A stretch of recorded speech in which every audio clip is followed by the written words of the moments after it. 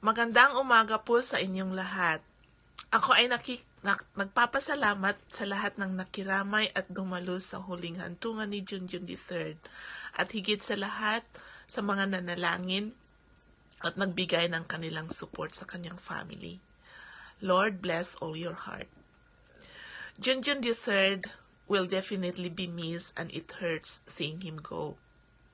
All of us witnessed the end of Junjun's life and it's real. But this is the beginning of his life for eternity.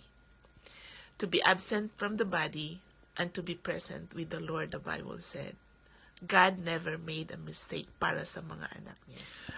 Today, I would like to leave a message to each one of my family, relatives, and friends. We will see Junjun again for eternity as well if we give our hearts to the Lord Jesus Christ. Outside of faith in Jesus is no eternal life. And the Bible says, and this is the record that God hath given us eternal life, and this life is in his Son. He that hath the Son hath life, and he that hath not the Son of God has not life. So 1 John 5:11 and 12.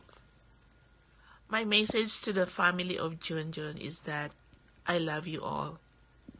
At patuloy ko pa rin kayong ipag-pray araw-araw. Mahal kayo ni Lord.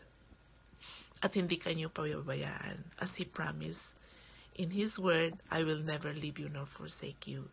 Gaya ng nasabi ko, we will see Junjun again for eternity. No more death, no more sorrow, no more pain. He is now happy and rejoicing with our Lord Jesus Christ.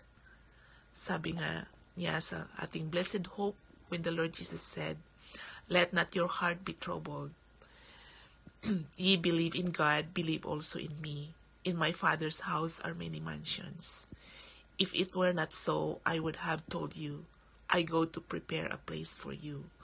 And if I go and prepare a place for you, I will come again and receive you unto myself, that where I am, there ye may be also.